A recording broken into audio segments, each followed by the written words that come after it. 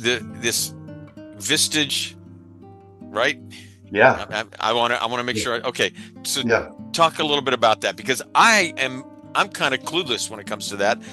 Yeah. But yeah, Vistage is it's a 65-year-old company, and they focus on taking CEOs, presidents, business owners of small to mid-sized businesses, and a peer group will consist of 12 to 15 of those folks, and they all come from non-competing areas. So you can only have one CEO that comes from manufacturing. You can only have one that maybe comes from construction. You only have one that comes from marketing or food service. But there are hundreds of different categories. But these CEOs and business owners, they come together once a month for an entire day, and they do what's called issue processing.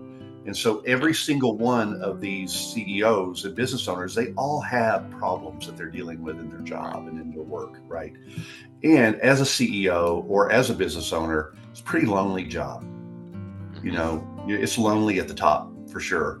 But this gives them an opportunity to come and actually sit down with peers that are in similar roles, right? Non-competing areas though, and provide them with problems that they're going through.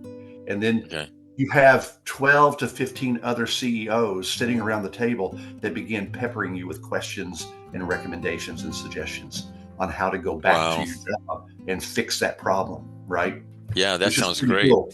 I sat through one of those meetings just yesterday down in Brookhaven here in Atlanta, and it was invigorating. It was like, wow, this is pretty cool.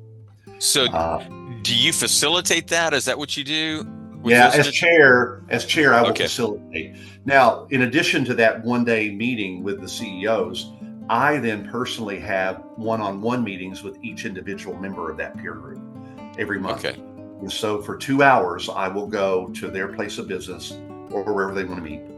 And I will sit down with them, and we will have a 2-hour one-on-one, and we'll go through everything from their personal life to their professional life, as deep as they want to go. But I help coach them through the things that are keeping them up at night. Now, again, so somebody that might be watching, this might be a need that they have, or at least a felt need, that they feel very isolated. It sounds like guys and ladies that are isolated, that are in a small to medium-sized business. Now, what does that categorize that for us? Well, it could range anywhere from a business that will have as low as maybe $500,000 in annual revenue, all the way up to 50 to 100 million. So it really runs the gamut. The sweet spot is kind of in that $5 to $20 million range on annual revenue. Okay, so that could be something that. And it's specifically for CEOs? Specifically for CEOs, presidents, founders, business leaders, business owners. Yeah. And do you ever have, it's kind of out there a little bit, but do you ever have church or denominational leaders that are a part of it? We do. In some cases, there are opportunities for either church leaders or other nonprofit leaders to join the group as well.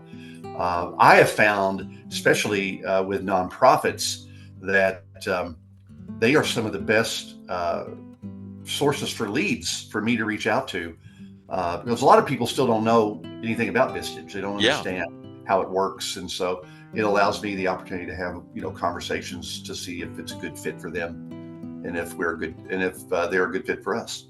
Okay. Yeah. Well, I think I'm going to launch that in the spring, Paul. So that'll be probably into March, 1st of April, when I plan to launch the group. Okay. Well, that is very intriguing, and it does sound invigorating. Well, it's perfect for me because I have 40 years of knowledge up here, right? Yeah. And I'm still, even though I'm retired, kind of, I still feel like I have a lot to give back. You're just repositioned. You're not retired. My wife Tammy, she says, you are the hardest working retired person I believe I've ever seen. I'm like, well, I can't sit on the front porch in a swing. It's just not in me. It's not my DNA. Yep. Well, it wasn't in your DNA way back when we played Nerf basketball in your house too. So that was probably my ADHD back in those days. I was a wild man bouncing off the walls.